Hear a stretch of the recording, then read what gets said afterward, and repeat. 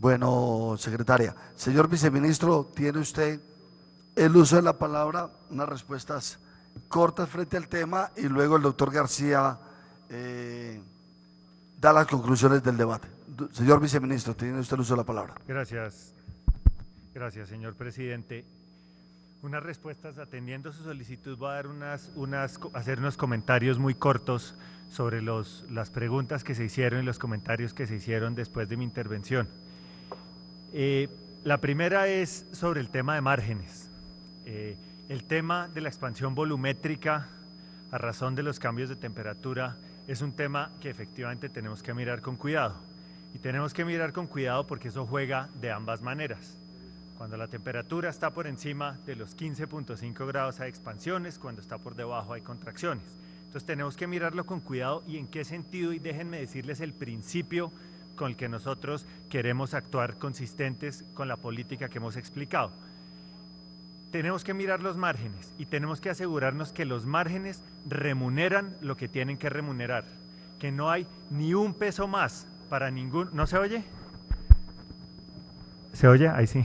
Bueno, entonces rápidamente repito, sí tenemos que mirar el tema de los márgenes, tenemos que mirar el tema de la expansión volumétrica. El representante García creo que trae unos puntos que son muy al lugar en esta discusión y tenemos que tener claro que a veces por encima de la temperatura de los 15.5 grados que hay las expansiones que dan lugar a buena parte de lo que se ha discutido hoy, también por debajo de los 15.5 hay contracciones que juegan en sentido contrario. Pero ¿cuál es el principio? Les decía, el principio es que los márgenes que estamos reconociendo en los precios remuneren única y exclusivamente lo que tienen que remunerar. Es decir, que nos aseguren que hay la expansión y la inversión para expandir el sistema y llevar los combustibles a donde los tenemos que llevar, y la expansión en calidad y cantidad de los combustibles, pero ni un peso más. Y si logramos encontrar partes en el margen que tengan que reducirse porque remuneran excesos, esos se tienen que pasar al usuario.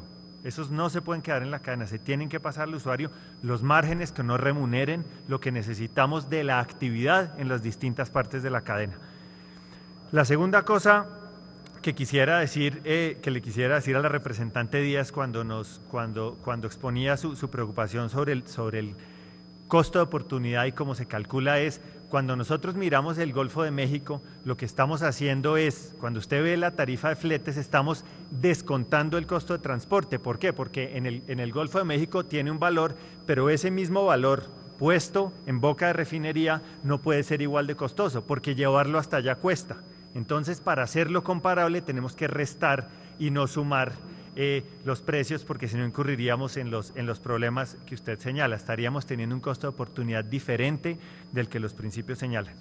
Y la tercera cosa a la que quisiera referirme es del representante Arias, que ya no está en el recinto, que hablaba del ABC de la economía. Por supuesto que es mejor tener precios bajos que precios altos. Por supuesto que los precios bajos le ayudan más a las personas de menos ingresos. Desde luego, eso es una verdad de perogrullo y con eso estamos de acuerdo. La pregunta es, y eso también forma parte del ABC, no de la economía, sino de la política social, es ¿dónde soy yo más efectivo con los subsidios como gobierno?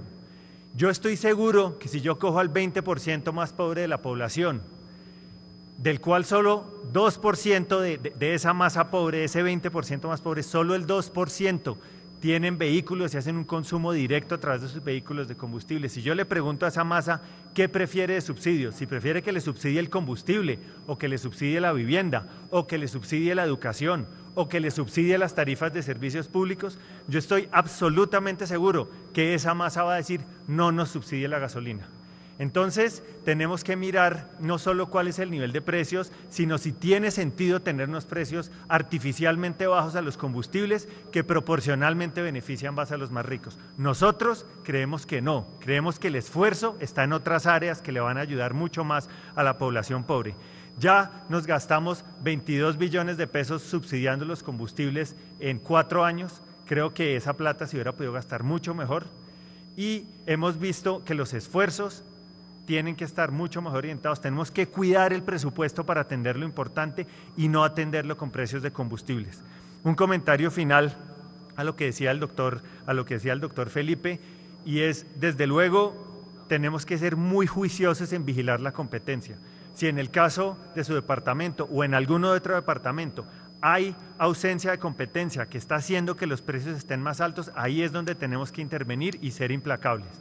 Entonces, estamos alerta y en la medida que detectemos ese tipo de cosas, usted puede tener la seguridad de que el Ministerio hace el primero en echar los precios hacia abajo, porque el interés que tenemos es en la expansión del sistema y en preservar a los usuarios de que no haya abusos de posición dominante o de poder de mercado. Con esto, señor presidente, termino y muchas gracias. Al señor viceministro.